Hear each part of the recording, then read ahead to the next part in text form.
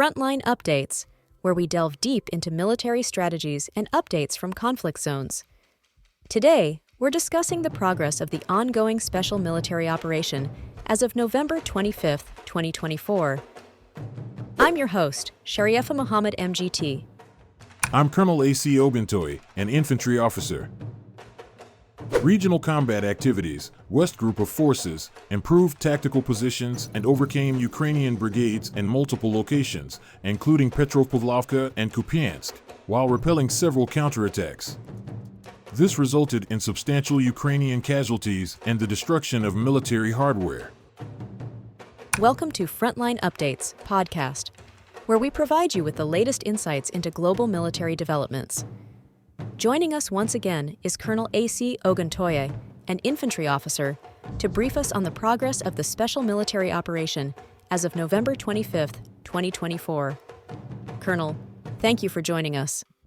Thank you for having me. I'm here to share the latest developments from the field. Colonel, can you start by giving us a summary of the key highlights of today's operations? The armed forces of the Russian Federation continue to conduct operations across multiple regions. Over the past 24 hours, we have inflicted significant losses on Ukrainian forces across the Kharkiv region, the Donetsk People's Republic, Zaporizhia, and Kherson. Additionally, we have maintained our advances and successfully repelled numerous counterattacks, further degrading Ukrainian military capabilities. Let's break it down region by region. Starting with the North Group of Forces, what progress has been made in the Kharkiv direction? In the Kharkiv region, our forces targeted the 43rd Mechanized Brigade, the 57th Motorized Infantry Brigade, and the 95th Airborne Assault Brigade of the Ukrainian Armed Forces. Engaged combat occurred in Volchansk, Lipsy, and the city of Kharkiv. Ukrainian forces sustained losses of up to 30 servicemen, along with 2 armored combat vehicles and 4 cars. Russian troops are advancing in the vicinity of the recently liberated Vyshnev, which has been under stable control of Russian forces for some time. Additionally, reports indicate that there have been successes and advances in the forested areas near the administrative border between the Kharkiv region and the former Luhansk region to the north. Moving to the West Group of Forces, what developments can you share? The West Group improved its tactical positioning and defeated multiple Ukrainian brigades in settlements such as Petropavlovka and Kupiansk in the Kharkiv region, as well as Yampol and Torskoy in the Donetsk People's Republic. We successfully repelled 5 counterattacks by Ukrainian assault groups, resulting in 400 enemy personnel neutralized, along with the destruction of an infantry fighting vehicle, artillery, and 4 ammunition depots. The Southern Group of Forces also seems to have been active. Can you elaborate?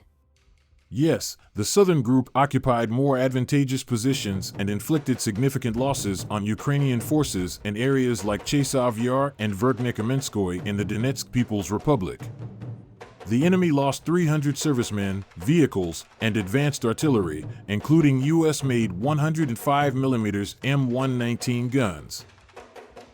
How about the Center Group of Forces?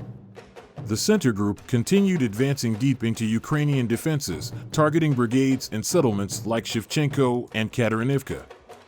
We repelled 12 counterattacks and inflicted losses of over 440 servicemen, a tank, and various artillery systems, including 122mm howitzers. How has the East Group of Forces progressed?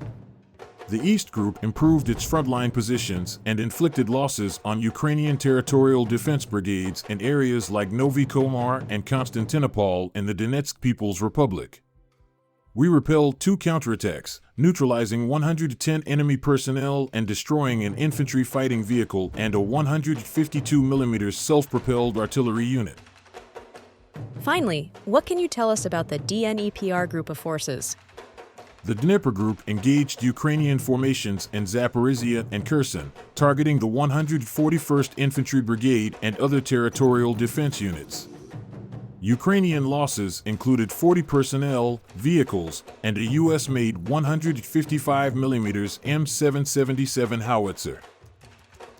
Let's focus on the Kursk region, which has seen significant activity. What's the situation there?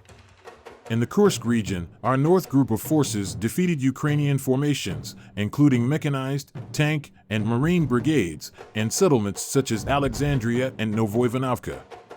Over the past 24 hours, we neutralized over 200 personnel, destroyed a tank, infantry fighting vehicles, and artillery pieces, including German-made Marder and US-made Bradley systems.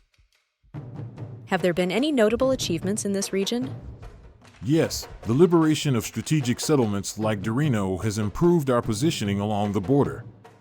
Our operations in the Kursk region continue to focus on dismantling Ukrainian defenses and neutralizing their capabilities. In the Pokrovsk direction, fierce fighting continues in the Nikolaevka area and south of Lysovka. Russian troops are also advancing towards Pustinka and Zelty. In the Kurakovsky direction, the Russian armed forces liberated Zaria, Krasnoy, Santsovka, and are also fighting in Berestki, Ilyinka, and Trudovoy. In the Vremivsk direction, Russian attack aircraft are fighting for Razdolnoy while simultaneously breaking through the defensive line on the eastern approaches to Bolshe and Novosyolka. Colonel, how have technological and aerial operations contributed to today's efforts? Our operational tactical aviation, UAVs, missile forces, and artillery targeted 138 districts, damaging infrastructures such as military airfields and energy facilities critical to Ukraine's military-industrial complex. Air defense systems also played a vital role, intercepting 8 ballistic missiles, 6 US-made JDAM guided bombs, and 45 UAVs. Colonel, thank you for providing such a detailed briefing on the current military situation. Your insights are invaluable to our understanding of the conflict's dynamics. And thank you to our listeners for tuning in. Join us next time as we continue to provide up-to-date coverage on global military affairs. Stay with us for more updates and expert analyses on global defense and security issues. Stay informed, stay secure. Thank you for having me. It's important to keep everyone informed about the realities on the ground. The news from Gaza today suggests a series of Israeli attacks on the Gaza Strip, with reports of medical staff being wounded and a hospital director being killed in Lebanon. There are also reports of a mosque being destroyed and Palestinian tents being flooded due to rain. The United Nations stated that no aid has reached the besieged northern Gaza in 40 days. These ongoing incidents serve as a continuous reminder of the need for law enforcement and mediation in this region.